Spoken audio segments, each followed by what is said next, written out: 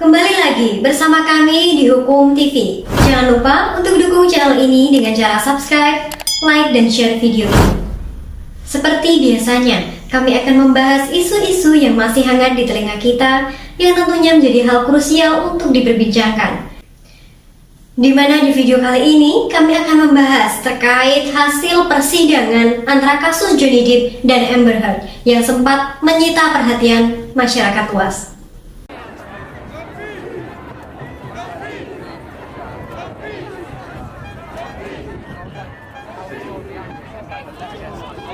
Kasus persetubuhan Johnny Depp dan Amber Heard telah menyita perhatian masyarakat dunia. Setelah bergulir cukup lama, pengadilan Amerika Serikat akhirnya memutuskan bahwa Johnny Depp lah yang memenangkan gugatan. Johnny Depp memenangkan persidangan terkait kasus pencemaran nama baik terhadap mantan istrinya, yakni Amber Heard, di mana kasus ini bermula dari Amber Heard yang mengaku menerima kekerasan dari Johnny Depp sebagai mantan suaminya. Johnny Depp lantas menggugat Amber Heard sebesar 50 juta USD untuk pencemaran nama baik atas tulisan Amber Heard untuk Washington Post pada 2018, di mana dirinya menyebut bahwa sebagai public figure yang mewakili kekerasan dalam rumah tangga. Meskipun begitu, Johnny Depp juga dinyatakan bersalah oleh pengadilan dengan tuduhan telah menghancurkan karir Amber Heard. Kasus yang terjadi pun menunjukkan kerentanan akan kekerasan di industri hiburan di balik relasi domestik mereka.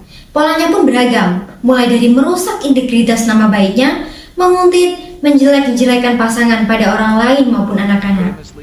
Terlebih adanya ketidakpercayaan pada perempuan terkait pada relasi popularitas di publik, di mana ketika perempuan mengajukan gugatan hukum terhadap seseorang yang dikenal sebagai tokoh ataupun sebagai idola, terlepas dari salah ataupun benar, publik pun tentu akan memberikan dukungan bagi si idola. Kekerasan ini pun banyak terjadi dalam hubungan relasi personal, di mana pelakunya adalah orang yang dikenal baik maupun dekat oleh korban. Komite Konvensi Penghapusan Segala Bentuk Diskriminasi Terhadap Perempuan atau General Recommendation nomor 19 tahun 1992 atau CEDAW Committee mengungkapkan bahwa kekerasan berbasis gender yang dimaksud adalah berbagai bentuk kekerasan, baik kekerasan fisik, psikis, dan seksual yang terjadi berakar pada perbedaan berbasis gender maupun jenis kelamin yang sangat kuat di dalam masyarakat.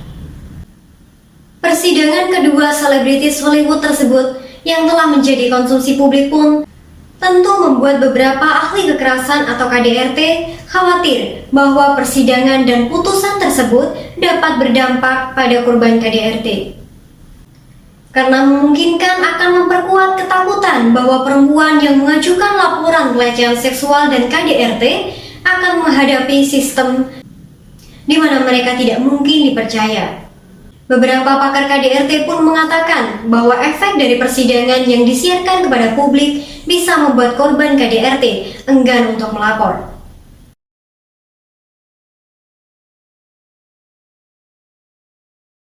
Terlebih, menurut para ahli, sekitar 70% korban KDRT tidak melakukan pelaporan kekerasan yang dialaminya. Sehingga konsumsi publik mengenai sidang kasus Johnny Depp dan Amber Heard yang disaksikan oleh jutaan orang di seluruh dunia membuat beberapa korban takut akan menghadapi jenis tuduhan kebohongan yang mereka lihat di televisi dan bahwa pelaku bisa merasa berani. Namun yang membuat banyak pihak bertanya-tanya, kenapa Johnny Depp lah yang justru dinyatakan menang dalam kasus ini? Padahal presiden kasus sebelumnya, Johnny Depp dinyatakan kalah di persidangan di Inggris atas tuntutannya pada tabloid The Sun.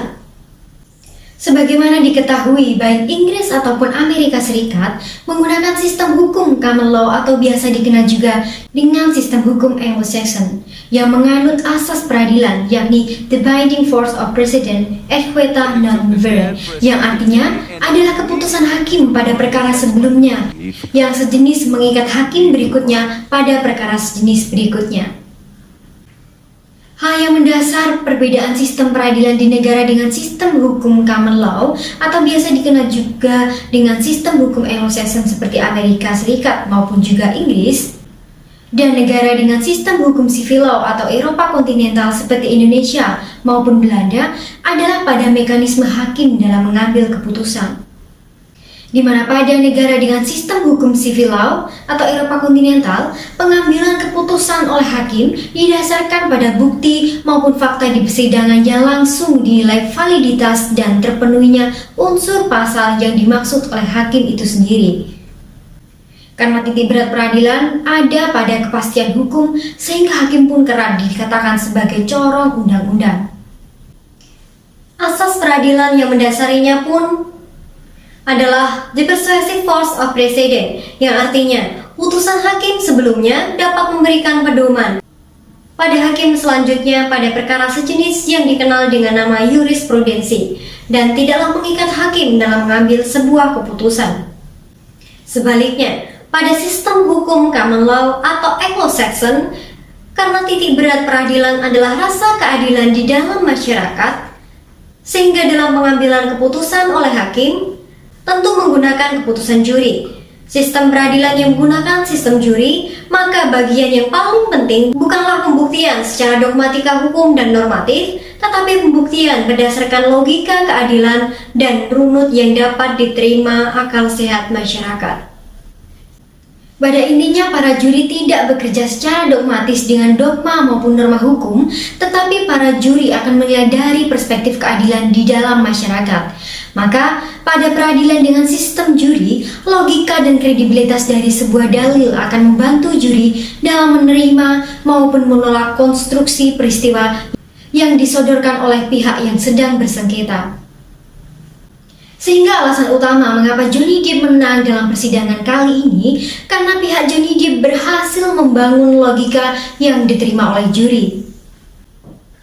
Logika demi logika yang dibangun Camille Vasquez, penasihat hukum Johnny Depp, berhasil divalidasi oleh para saksi yang dihadirkan, sehingga diterima juri sebagai satu konstruksi kebenaran.